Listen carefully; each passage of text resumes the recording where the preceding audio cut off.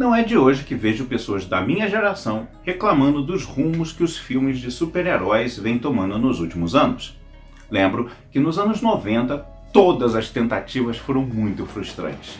Filmes que não respeitavam as fontes originais, em sua maioria dos quadrinhos, até que nos anos 2000, com filmes do Homem-Aranha, Batman do Nolan e os primeiros filmes da Marvel, como Homem de Ferro e logo em seguida dos Vingadores, vimos o surgimento de uma era gloriosa de filmes do gênero. Ainda tinham suas divergências dos quadrinhos, mas no geral funcionavam bem. Era um entretenimento popular que foi ganhando proporções épicas até atingir seu ápice nos últimos 2 filmes dos Vingadores, ou seja, até 2019. Nesse mesmo ano, a Disney estreou seu próprio serviço de streaming, a Disney Plus, e nela uma aba só para os filmes e séries da Marvel. Mas não só da Marvel, a Disney já tinha adquirido outra franquia muito amada pelos nerds, Star Wars. E além dos filmes 7, 8 e 9, também começou a investir nas séries e assim vem apostando nessas 2 grandes marcas, além, é claro, do seu próprio acervo Disney, Pixar, National Geographic e Star. Claro que a Disney não é a única a sofrer críticas dos nerds mais velhos. Aparentemente, todos os serviços de streaming são alvos de críticas, principalmente com relação a pautas identitárias e de minorias. Amazon Prime, Netflix e outras, HBO um pouco menos, mas também não sai ilesa. No geral, um incontável número de influencers digitais, sejam do YouTube ou outras redes, dedicam suas pautas à produção de conteúdo da chamada cultura pop. Pessoas comuns que amam entretenimento e dedicam suas vidas e reputações a consumirem o que essas grandes empresas produzem para criticarem através de vídeos, lives, postagens, podcasts e outros meios para seus respectivos públicos.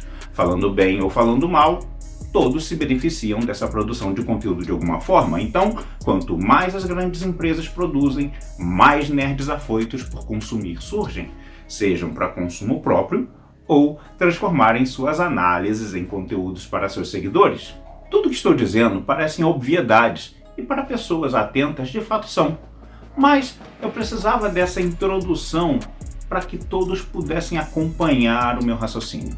Pois bem, o que é um nerd de cultura pop, senão uma pessoa que consome muito conteúdo do gênero a ponto de se enxergar como uma espécie de crítico autodidata? Claro que o nerd não consome somente cultura pop, os mais velhos consomem também alta literatura e outros conteúdos bem específicos, científicos, mitológicos, filosóficos, religiosos, enfim. E se você faz isso há muito tempo, corre o risco de identificar influências e referências nos trabalhos de quem produz cultura pop, e por conta disso, torna-se um consumidor cada vez mais criterioso.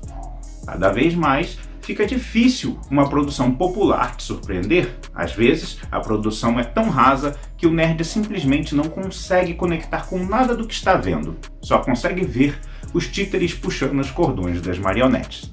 Então, a meu ver, para um nerd velho gostar do que as novas produções de cultura pop têm a oferecer é cada vez mais difícil. Muitos tentam se apegar a valores antigos, aos chamados clássicos, e tentam, a partir deles, balizarem o que é bom e o que é ruim. Daí, novas produções destinadas a um público jovem são sumariamente execradas por pessoas que possuem memória afetiva por tais personagens, pois eles os consumiram em suas próprias juventudes. Ainda nos quadrinhos. Só que esquecem que os quadrinhos sempre foram um entretenimento barato.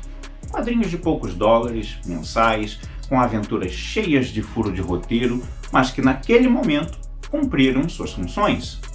Vejo os nerds velhos exaltando Batman, Cavaleiro das Trevas, Watchmen e outros títulos icônicos como se esses fossem a regra, quando na verdade sempre foram as exceções no mercado.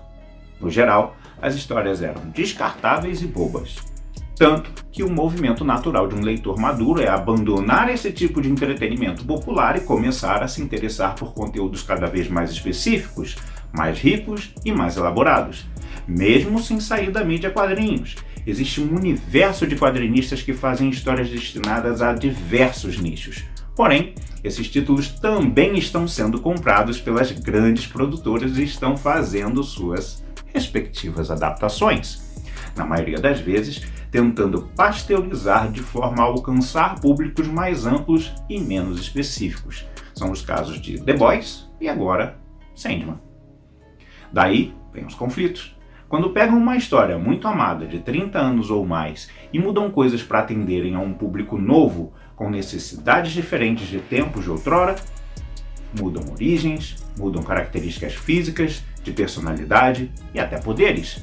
Não bastando isso, ainda encontram brechas para, entre aspas, impor suas agendas políticas, que também são temas da atualidade e que nas histórias originais ou não existiam ou eram pautas diferentes.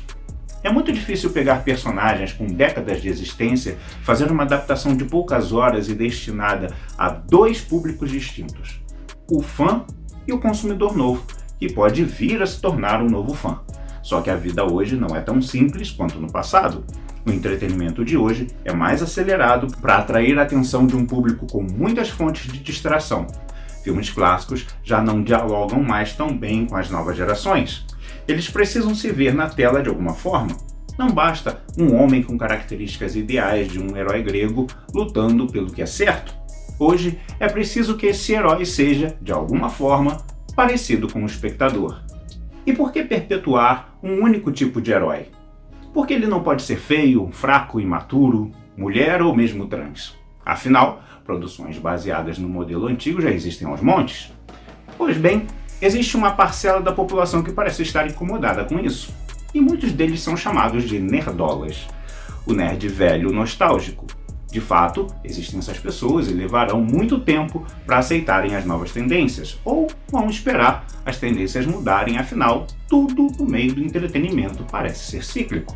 Mas eu conheço várias pessoas que, embora taxadas de nerdolas, de fato já entenderam o movimento dos novos tempos e estão abertos a mudanças, porém esbarram em produções rasas, que não respeitam suas raízes e ainda usam o seu título do coração para levantar bandeiras que não dialogam com seus ideais.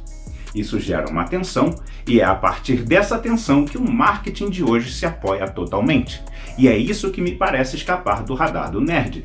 Ele ainda não entendeu que quando ele passa raiva com uma nova série da Marvel e vai xingar muito no Twitter, ele está automaticamente fazendo propaganda para a mesma.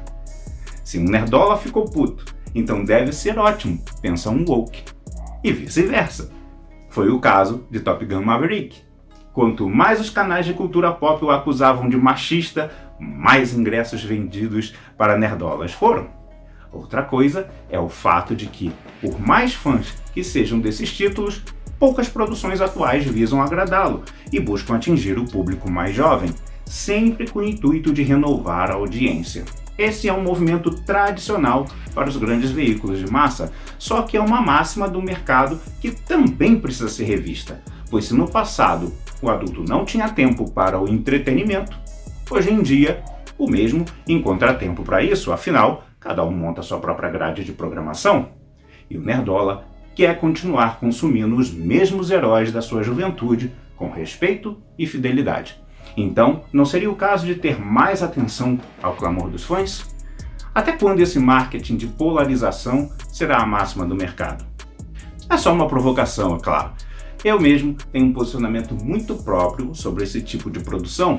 Eu simplesmente as vejo com expectativas baixas e muitas vezes até me divirto. Mas quando quero conteúdo de qualidade, busco no underground o meu refúgio. Felizmente, nesses mesmos streamings existem produções menos badaladas, mas de muita qualidade, e muitas delas eu mesmo divulgo na minha playlist Achados. Convido todos a olharem. Eu prefiro isso a passar raiva com um novo He-Man ou um novo Cavaleiro do Zodíaco. Se eu quiser mesmo consumir esses títulos, busco os originais e deixo que os mais novos se entretenham com as novas produções. Por isso, não tenho um canal para falar de cultura pop, pois raramente essas produções dialogam comigo. Enquanto escritor e criador de histórias, preciso sim me manter atualizado, mas como autor independente, não preciso me dobrar a conveniências do mainstream. Pois bem, essa é a minha opinião sobre esse assunto. Acho que é uma conversa bem ampla e que podemos sim continuar no chat ou quem sabe até numa live qualquer dia desses. Se gostou do papo, quiser ver mais vídeos do tipo, se inscreve no canal e conheça minhas histórias. Também entrevistei outros autores com opiniões muito fortes sobre o mercado do entretenimento. Por hora, vou ficando por aqui. Abraço grande a todos. Valeu!